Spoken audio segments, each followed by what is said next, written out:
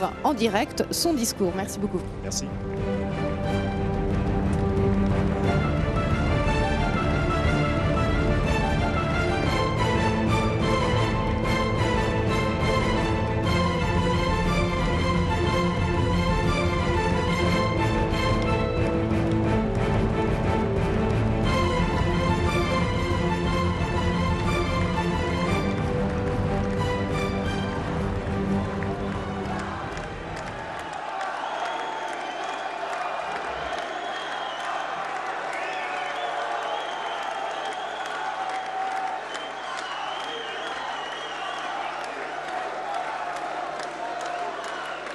Chers amis,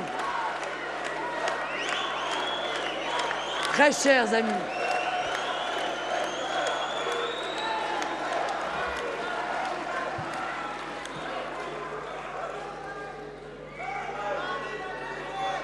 chers amis,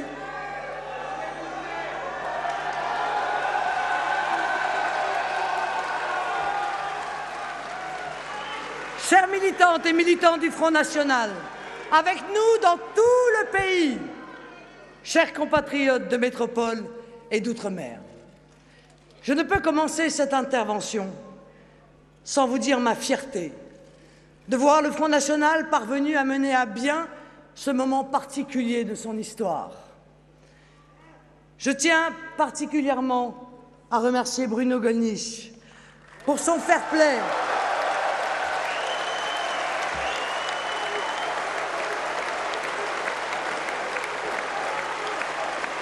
pour son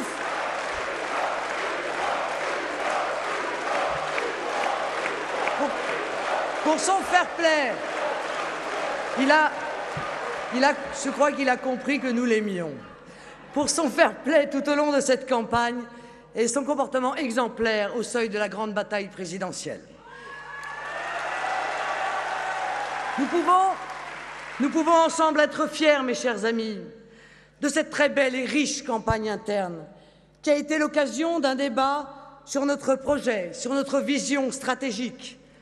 La loyauté et la fécondité de ces débats ont montré à tous les Français la maturité de notre mouvement.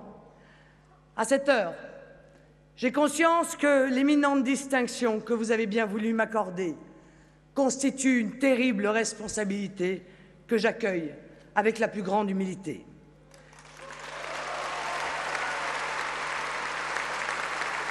Je l'exercerai, soyez-en sûrs, avec la seule détermination de servir. Mesurant le poids de la mission que vous me confiez, je serai honoré et rassuré de vous savoir à mes côtés. Sur cette route semée d'embûches, nous leur montrerons que les hommes d'action ont pour habitude de faire de l'obstacle un moyen. Ce vote interne a été effectivement d'une grande utilité. Dans le combat que nous menons pour la France, il a conféré à la vision stratégique que nous défendons une légitimité directe et désormais incontestable. Il donnera à notre projet cette crédibilité renforcée et donc cette force particulière. Jamais peut-être une expression imagée de notre belle langue n'aura été aussi adaptée que celle de passer le flambeau. Ce flambeau, celui du Front National, si magnifique et si prestigieux à mes yeux de militante, que je reçois de surcroît des mains de Jean-Marie Le Pen. Longtemps, il n'a été qu'une petite flamme qu'avec quelques compagnons unis par un incroyable courage et un amour immodéré de la France, le président fondateur a tenu entre ses mains pour lui éviter de s'éteindre. Dans sa fonction de président d'honneur, son irremplaçable expérience comme sa sereine autorité et la rectitude de sa pensée seront pour nous, seront pour moi un appui déterminant. J'ai été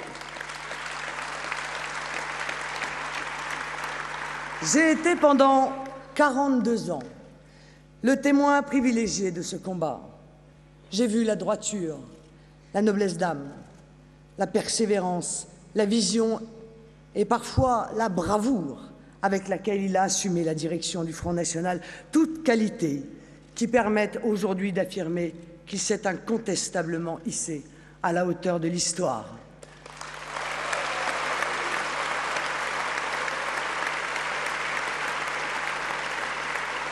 Comme fille, j'ai vu aussi sous la carapace du chef les blessures causées par l'injustice du traitement fait à notre mouvement, à nos militants et si souvent à lui-même. Nous avons tous une dette à son égard. La mienne est double, puisque président et père, il a largement contribué à faire de moi non seulement la militante, mais aussi la femme que je suis. Aujourd'hui, je voudrais simplement lui dire merci.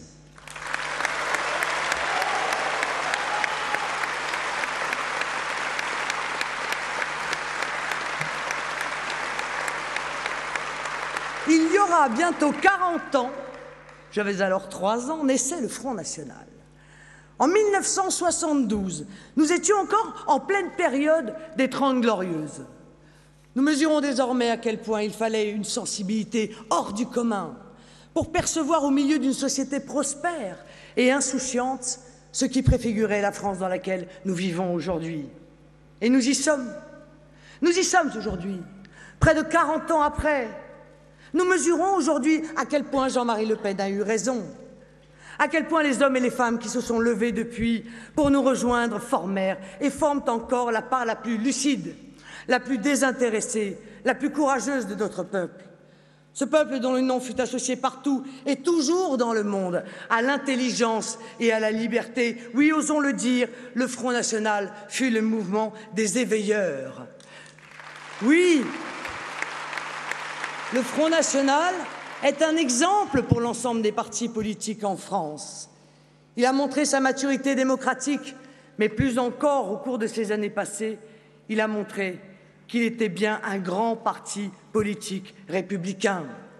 Au Front National, nous nous souvenons de ceci, la Déclaration des droits et des devoirs de l'homme et du citoyen déclare dans son article 2 le but de toute association politique est la conservation des droits naturels et imprescriptibles de l'homme.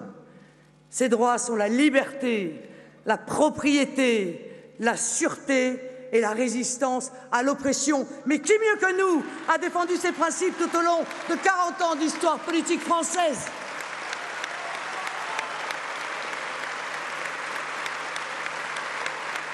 Qui mieux que le Front National peut aujourd'hui et demain porter ces principes? Oui, je le dis à tous les faiseurs d'opinion, le doute n'est plus permis. Cette élection a été d'une grande utilité et le résultat ne laisse plus aucun doute. Les Français savent bien désormais ce que veulent les adhérents du Front National pour la France. À nouveau, le monde a les yeux braqués sur nous et sur la France. Et mes chers amis, les aboiements, nous ne les entendons plus. Et la censure, nous ne la voyons plus. Et les brimades et la violence ne nous font plus peur, car nous sommes dans l'œil du cyclone, au moment précis où le réel rappelle à chaque instant à nos compatriotes que nous avions raison de les alerter. C'est maintenant qu'ils savent que nous disons la vérité.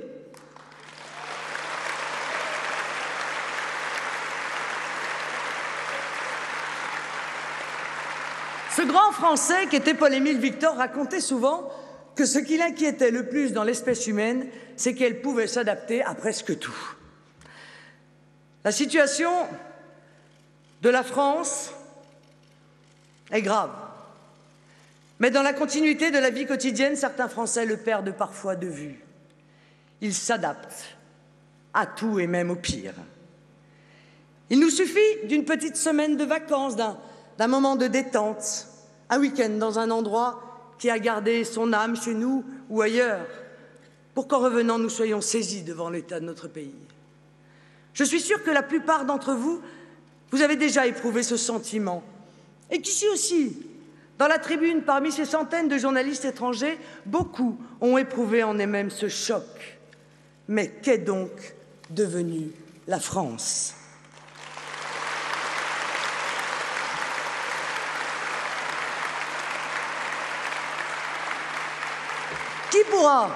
Qui pourra désormais empêcher les Français de voir la transformation de leur ville, l'avelissement de nos classes dirigeantes et des super riches qui vendent notre travail et notre patrimoine, l'injustice partout, l'injustice généralisée et la tyrannie du désordre et de la violence, le saccage de nos paysages et de notre qualité de vie, la marchandisation de notre culture, le règne déchaîné de l'argent, le renoncement devant les revendications liberticides de minorités qui cherchent à nous imposer leurs valeurs. Qui pourra convaincre encore les Français que tout cela n'est pas vrai?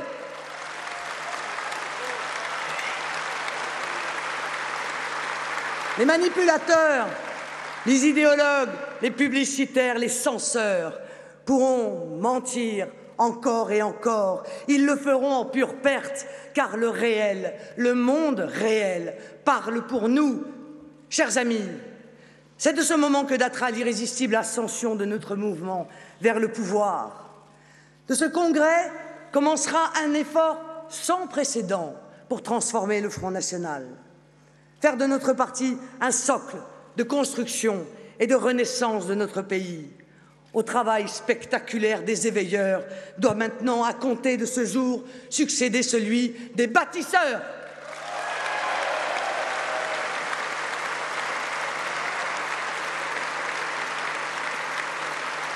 Il faut maintenant faire du Front national un outil pour reprendre le pouvoir des mains de ceux qui ont traîné notre si beau pays jusqu'ici, dans l'état où il se trouve aujourd'hui. Un outil pour que nous ayons à nouveau prise sur ce qui a prise sur nous. Le Front national sera naturellement la maison commune des Français, la grande maison des amoureux de la France. Le Front national que je présiderai sera un parti renouvelé, ouvert et efficace. Je me fixe dès à présent pour objectif d'en faire avec vous l'instrument puissant, le plus efficace et le plus performant qui soit dans notre stratégie de conquête du pouvoir.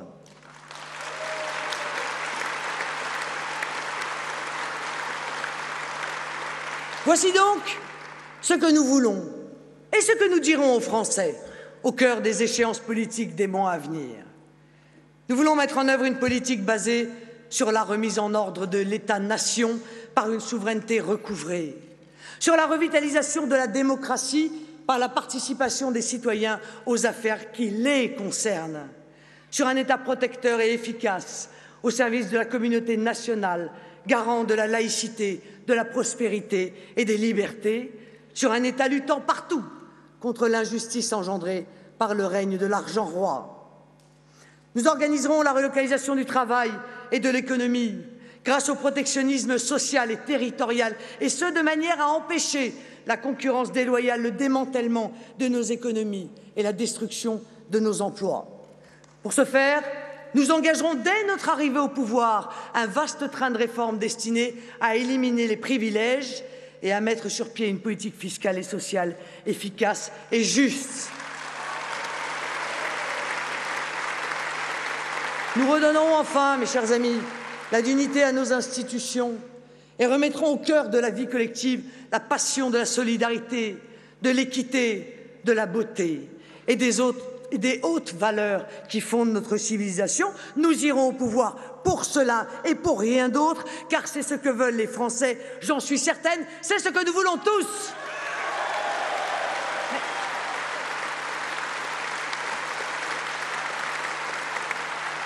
Mais pour cela, nous devrons restaurer la nation, la sauver de l'arbitraire, des féodalités, du communautarisme et des technocrates illégitimes. Nous restaurerons la nation en l'affranchissant et en y restaurant les droits fondamentaux, le pouvoir du peuple, par le peuple et pour le peuple.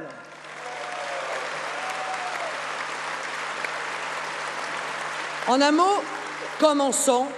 Nous voulons remettre l'État entre les mains du peuple. Si nous voulons la démocratie, si nous voulons que les Français puissent être maîtres de leur destin, c'est bien parce que nous croyons en leur bon sens, en leur lucidité. La démocratie, à nous, ne nous fait pas peur. Pour reprendre le pouvoir sur nos vies et espérer le déposer un jour entre les mains de nos enfants, le Front national a engagé un combat pour l'indépendance et la souveraineté de la France. En clair, nous voulons pouvoir décider chez nous ce qui est bon pour nous. C'est simple, et c'est l'essence même de la démocratie depuis des millénaires, depuis la Grèce antique. L'Europe n'est pas un califat, La France n'est pas un califat, elle ne l'a jamais été, elle ne le sera jamais.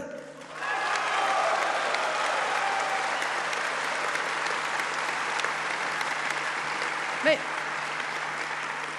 notre vision, mes chers amis, de la démocratie n'est pas incantatoire, mais pratique. Nous n'envisageons pas une démocratie comme un agglutinat d'individus déracinés et dissemblables participant à des élections pour élire des candidats interchangeables. Strauss-Kahn ou Sarko, l'euro ou l'euro, l'immigration ou l'immigration, les délocalisations ou les délocalisations, le chômage ou le chômage. Nous voulons restaurer le cadre politique de la communauté nationale.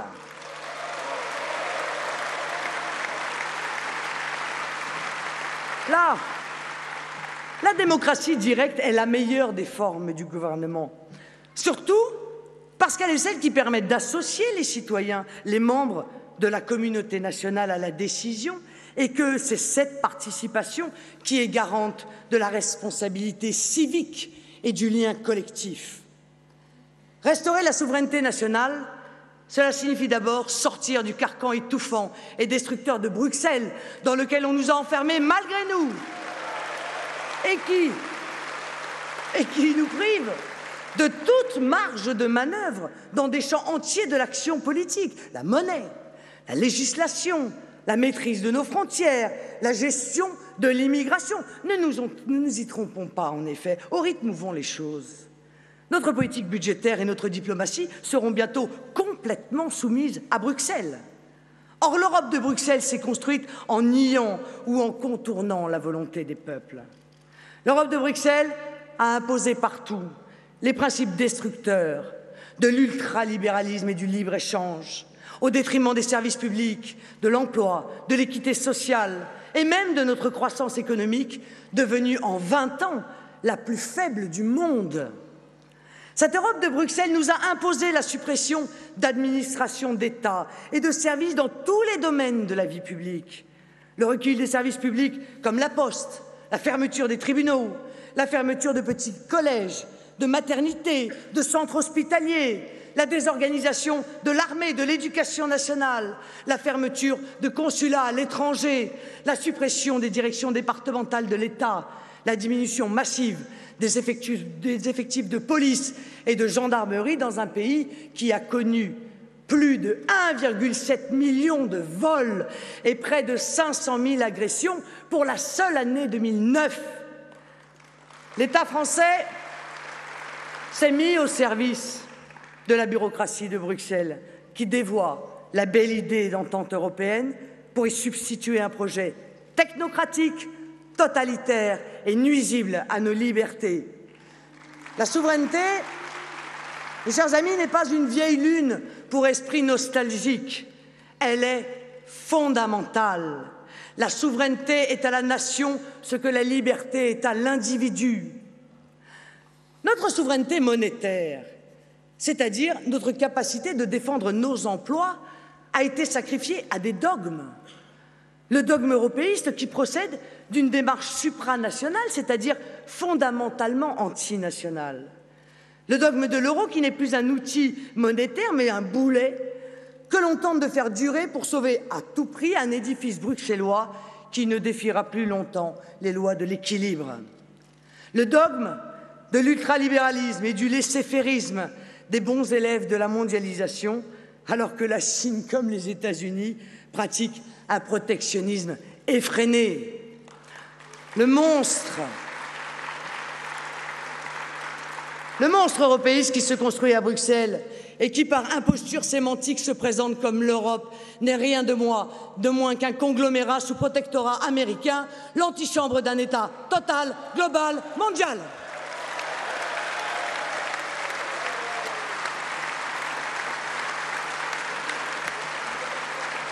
Alors, il y a quelques semaines, on nous a expliqué qu'il fallait abandonner aux mains de technocrates irresponsables notre souveraineté budgétaire. Mais si cette éventualité venait à se réaliser, il ne resterait alors qu'à dissoudre le Parlement, puisque la fonction première de la représentation dite nationale est de consentir à l'impôt. Ce nouvel abandon institutionnel marquerait la fin de la France comme État. Ainsi, après avoir rêvé l'économie sans usine, l'européo-mondialisme aurait fini par imposer l'idée de pays sans peuple. Que ce soit clair, nous n'accepterons jamais ce crime contre la démocratie et ce crime contre la France.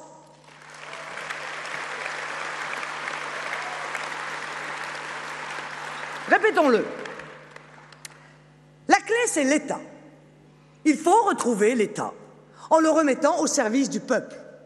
Et pour cela, en chasser les coucous qui en ont fait la courroie de transmission des volontés des multinationales et de l'hyperclasse mondiale.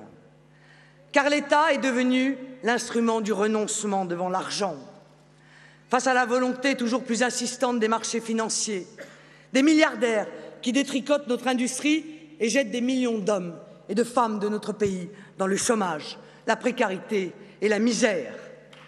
L'État-nation doit à nouveau s'imposer par une remise en ordre de ses objectifs et de ses méthodes. Car dans un pays où la nation s'est construite par la volonté de l'État, l'une ne va pas sans l'autre. État, nation, sont du reste des notions qui ne vont pas de soi. Et il serait mortel de croire que cette merveilleuse construction serait acquise pour l'éternité. Au final, vous l'avez compris, mes chers amis, il n'y a pas en France de démocratie, pas de liberté, pas de justice possible sans l'État. L'État, c'est le premier instrument au service des valeurs que je vous ai rappelées et qui sont au cœur de notre projet politique. Ma conviction profonde est que la France et le peuple français ont plus que jamais besoin d'un État fort. Oh. Ailleurs, dans d'autres contrées, l'État est perçu comme un instrument d'action collective parmi d'autres. Mais c'est la conception anglo-saxonne, celle des pays où les nations sont plus anciennes que les États. Ces pays s'accommodent sans difficulté d'un État minimal, à qui l'on demande de ne pas perturber le libre jeu des marchés. La France, je le pense, ne relève pas de ce modèle. La nation française a succédé à l'État. C'est l'État, à travers la constitution du domaine royal, puis la République, qui a forgé la nation. Le peuple français est le résultat de 15 siècles au moins d'un lent et patient travail d'unification. Unification territoriale, unification économique, unification politique, unification juridique et institutionnelle, unification linguistique. Tout au long de nos 1500 ans d'histoire, nous avons recherché l'unité qui nous singularise. Mais cette unité est un joyau qu'il nous faut sans cesse chérir. Que visait, si ce n'est la construction et la consolidation de l'unité nationale, le baptême de Clovis, l'œuvre des rois unificateurs, Henri IV et son Paris vaut bien une messe, les bâtisseurs de nos cathédrales, les codes de Bonaparte, les hussards noirs de la Troisième République, les résistants de 40 ou les soldats de notre Empire. Nous sommes les héritiers de cette œuvre millénaire. Nous sommes des héritiers et nous en bénéficions chaque jour sans même nous en rendre compte. Aujourd'hui encore, c'est l'État qui assure en grande partie l'unité de notre nation.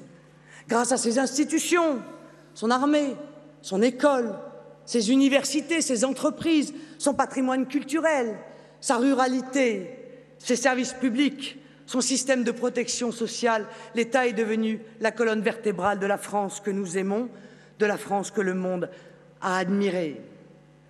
À l'heure où la crise et la mondialisation font rage, quand tout s'effondre, il y a encore l'État. À celui qui n'a plus rien, la patrie est son seul bien, disait Jaurès en son temps, lui aussi trahi par la gauche du FMI et des beaux quartiers.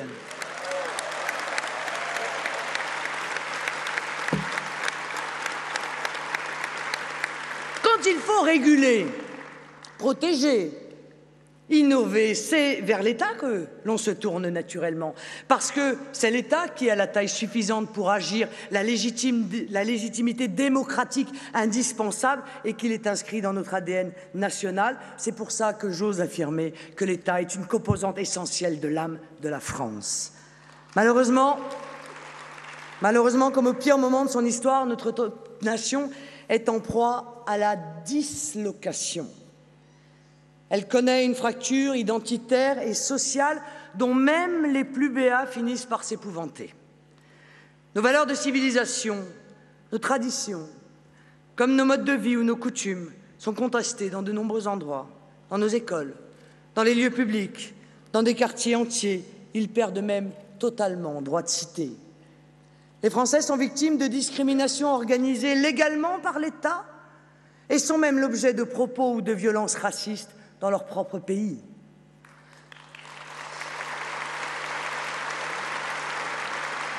Soumise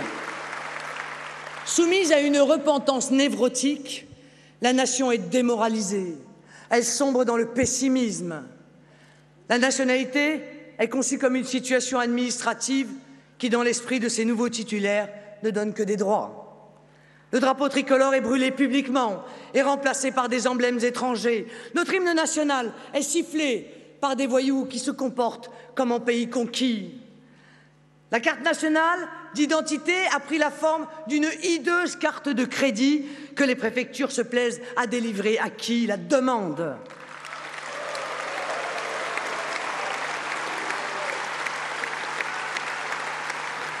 Beaucoup de nos compatriotes n'hésitent plus à faire le terrible constat de n'être plus chez eux en France ou d'être contraints de composer avec des modes de vie ou des comportements individuels ou collectifs qui les heurtent.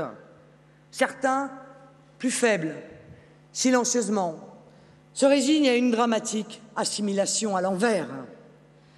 La puissance publique se contente d'un rôle d'arbitre, laissant libre cours au déni de justice, à la prolifération des mafias criminelles, à l'émergence d'arrogantes féodalités politiques ou financières, ou à l'établissement de potentats locaux ayant profité à plein des effets pervers d'une décentralisation ratée. Des autorités que l'on qualifie de hautes pour pallier leur manque de légitimité, comme l'Hadopi, se voient indûment confier des missions de justice.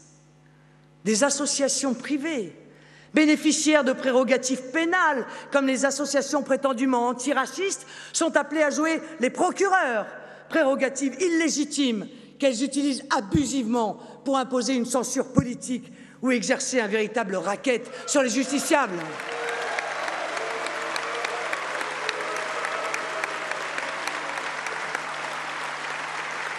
Dans ce grand désordre institutionnel, certains magistrats, dont le rôle est d'appliquer la loi, se croient autorisés à l'interpréter, abusivement parfois, réveillant ainsi le spectre des parlements de l'Ancien Régime et du gouvernement des juges.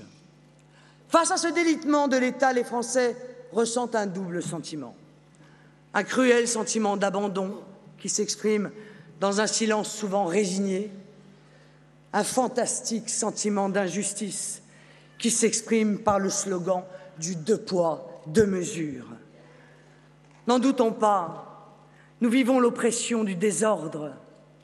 Péguy ne disait-il pas que seul l'ordre fait la liberté? Et cette liberté est d'autant plus souhaitable qu'elle est indissociablement liée à la dignité. Parce que c'est la condition première de la justice, nous rebâtirons donc l'État et nous lui redonnerons l'autorité, la neutralité, une conscience nationale et les moyens de fonctionnement et de modernisation dont il a besoin. Nous devons restaurer les institutions et d'abord, la première d'entre elles, en rendant sa dignité à la fonction présidentielle.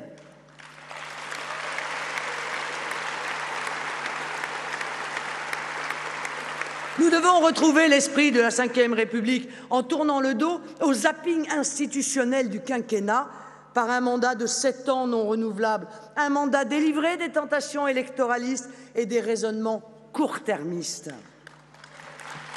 Mais Pour être respecté, le président de la République doit être respectable.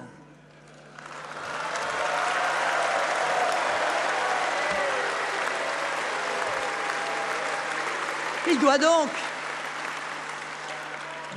donc s'attacher à remplir la mission première qui est la sienne, assurer l'indépendance nationale, l'unité de la nation, la capacité de défense du territoire et de commandement souverain de nos armées. Le président doit être le chef de l'État et cesser d'être le chef d'un clan.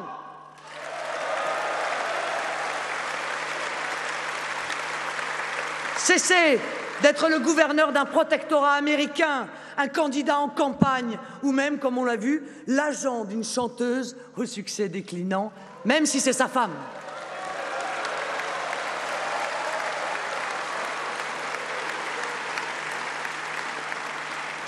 Dans le gouvernement doit s'appliquer une morale d'État qui fera des gouvernants des exemples d'éthique et de probité. Au sein de l'appareil d'État, il nous faut retrouver l'ère des grands commis, des hussards de la République et des serviteurs de l'intérêt public, sans se laisser prendre par des logiques d'accaparement oligarchique ou d'emballement fonctionnariste. L'État doit obéir à la volonté nationale telle qu'elle s'est exprimée démocratiquement. Il nous faut réformer les écoles d'administration pour rétablir dans la haute administration l'apprentissage du sens de l'État, du patriotisme et de l'intégrité. Il faudrait commencer par apprendre la Marseillaise aux énarques. Ce serait un bon début.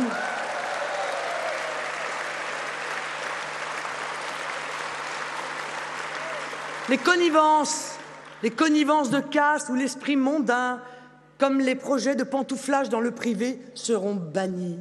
Parce qu'incompatibles avec le service de la nation, nous édifierons l'État irréprochable qui avait été promis en 2007.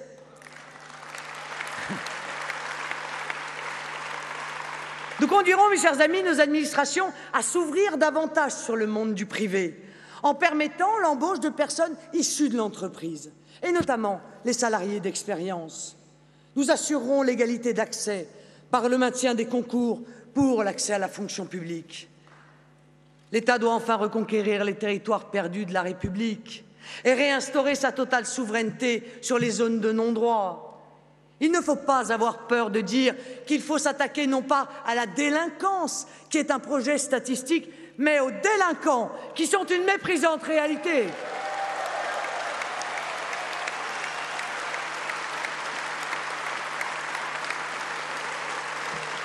S'attaquer aux délinquants et surtout à la drogue, véritable poison qui détruit le corps social, s'attaquer à l'économie de la drogue, s'attaquer au réseau de la drogue, s'attaquer aux promoteurs de la drogue.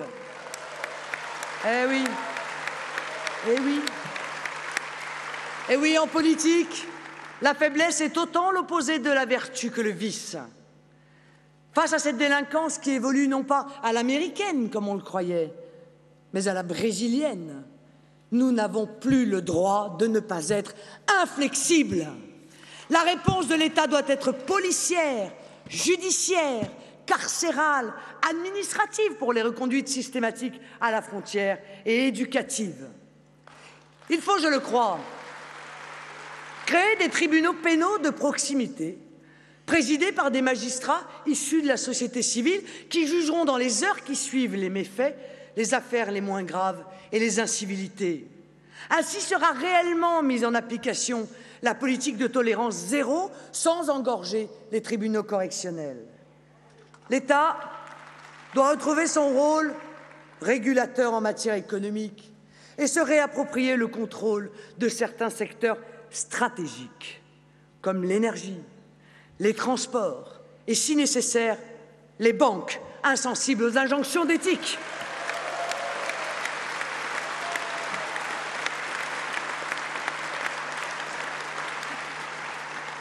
Il doit assumer sans complexe un patriotisme économique et un patriotisme social. L'État doit tourner le dos au ristinage fiscal, créateur d'une insécurité juridique et d'une opacité des règles. Le besoin de transparence, d'équité, de simplification et d'efficacité nous amènerons à proposer aux Français une véritable révolution fiscale.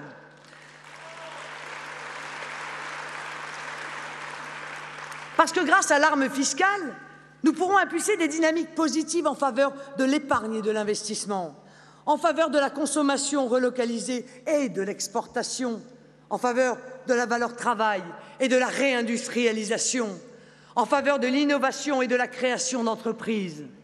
Parallèlement, seront mises en œuvre des dynamiques dissuasives contre la spéculation, la prédation économique ou la dévastation sociale. Malgré notre manque de goût pour les délires des bobos citadins qui confondent écologie et retour à l'âge paléolithique, le bon sens nous interdit, mes chers amis, de croire à la viabilité d'une planète dont le seul projet collectif serait de généraliser à 7 milliards d'individus le niveau de consommation et de gaspillage des ressources sur le modèle états-unien. Voilà pourquoi nous engagerons une grande politique de relocalisation des productions, c'est-à-dire concrètement le rapprochement des lieux de production et de consommation afin de renforcer notre autonomie alimentaire et énergétique. Cette politique de relocalisation profitera aux producteurs locaux et régionaux. Elle privilégiera l'emploi local et aboutira à limiter l'extension toujours incontrôlée des infrastructures de transport et à une diminution des coûts des marchandises par une fiscalité incitative. La relocalisation à l'embauche, à la production et à la consommation entraînera la diminution de l'impact des transports et des pollutions qu'ils génèrent. La réduction du nombre des intermédiaires garantira une meilleure traçabilité, gage de sécurité pour les consommateurs. Cette notion de relocalisation dont nous reparlerons s'appliquera également de manière plus générale aux services publics, aux emplois et dans bien d'autres domaines. Elle sera une des clés, je le crois, d'une véritable politique écologique favorisant le retour à l'emploi, à une production alimentaire saine et à la défense de la biodiversité. Mais de manière plus générale, mes chers amis, nous devons avoir le courage de dénoncer la logique consumériste. En effet, à l'image de tous les totalitarismes, le mondialisme nous propose de forger un homme nouveau. L'homme nouveau est ce pauvre type, égoïste, en errance permanente, qui n'est uni aux autres que par le partage de pulsions consuméristes. Non, la consommation ne peut pas être l'alpha et l'oméga de nos existences, transformant les citoyens que nous sommes en simples consommateurs. Non, nous ne voulons pas d'une société où l'avoir est plus important que l'être, où l'argent érigé en absolu est devenu une fin en soi, le critère principal d'appréciation de l'homme. Une société dont l'horizon se limite à voir nos enfants définir leur identité et leur fierté au travers des marques commerciales des habits qu'ils portent, plutôt que dans la famille dont ils sont issus ou dans le peuple auquel ils appartiennent.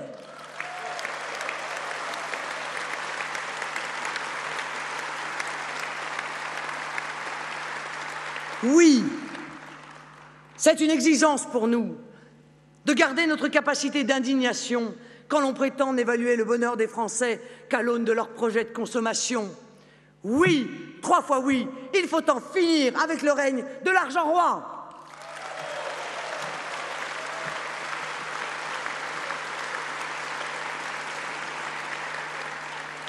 En matière internationale, notre doctrine s'inspire des principes de solidarité entre les peuples et les nations. Elle s'appuie sur le respect de tous les peuples et la prééminence des logiques régionales pour le règlement des conflits. Notre vision de la politique extérieure exclut les logiques supranationales, condamne l'ingérence et, bien sûr, rejette par principe l'idée même d'une gouvernance mondiale que nous ne confondons pas avec une diplomatie attentive aux enjeux internationaux. Nous le voyons, nous le sentons, nous sommes au bout d'un système.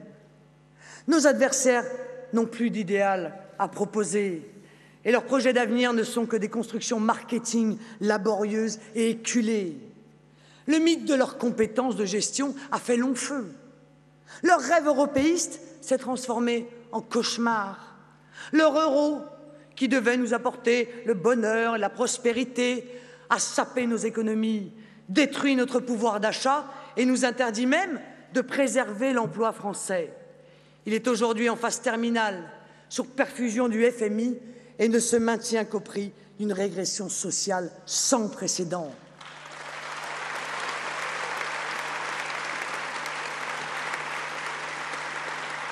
La mondialisation identicide s'est transformée en horreur économique, en tsunami social, en Tchernobyl moral. L'utopie de la mondialisation heureuse a vécu. Pourtant, à ce jour, nos pays n'ont pas encore fait le choix de l'alternative et en sont réduits à suivre et commenter le replâtrage d'un système qui s'effondre sous leurs yeux. Pour les Français, le choix de 2012 sera simple, clair et même binaire. Soit le choix de la mondialisation, c'est-à-dire de la dérégulation, de l'alignement sur le moins-disant social, de la submersion démographique, de la dilution de nos valeurs de civilisation, soit le choix de la nation. L'État dont je vous parlais tout à l'heure et que nous proposerons aux Français, ce doit être d'être protecteur et non oppresseur, et agir avec la conscience que l'intérêt national est une loi d'airain. Il doit être le garant, y compris contre la dérive des partis, de la stricte application des principes républicains et en tout premier lieu la laïcité. Dans notre pays, qui a été meurtri par des guerres de religion multiséculaires, aucun culte ne doit empiéter sur la sphère publique. La foi doit rester une affaire strictement privée et son expression ne doit faire l'objet d'aucune provocation. Il faut censurer et sanctionner toutes les atteintes à la loi de 1905, s'agissant par exemple de la participation publique, directe ou indirecte, à la construction de mosquées. Il doit interdire l'aménagement d'horaires particuliers dans les piscines pour les femmes musulmanes ou l'introduction d'interdits alimentaires religieux dans les cantines scolaires. Personne ne doit être conduit contre son gré ou à son insu à manger halal.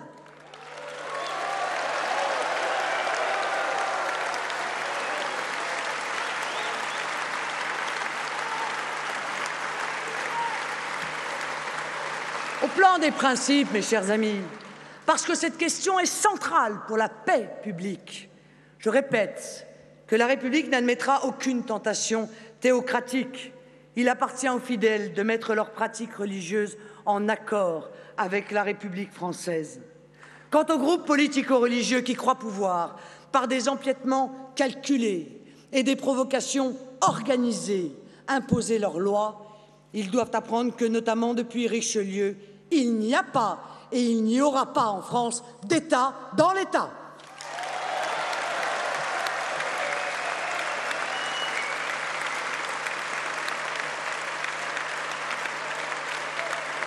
Et c'est parce que ces dérives ont été trop nombreuses que ces principes doivent être réaffirmés et solennisés. À l'inspiration du comte de Clermont-Tonnerre, nous proclamons tout pour les citoyens, rien pour les communautés, et nous ferons inscrire dans la Constitution la République ne reconnaît aucune communauté, et pour cause, il n'y a qu'une seule communauté, la communauté nationale.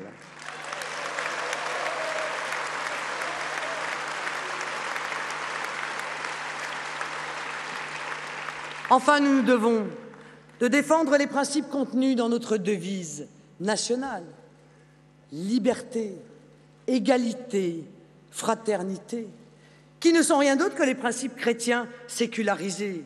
De même que nous avons ramassé le drapeau tricolore que la classe politique a laissé traîner dans le ruisseau, nous relèverons les valeurs traditionnelles de la République française, les véritables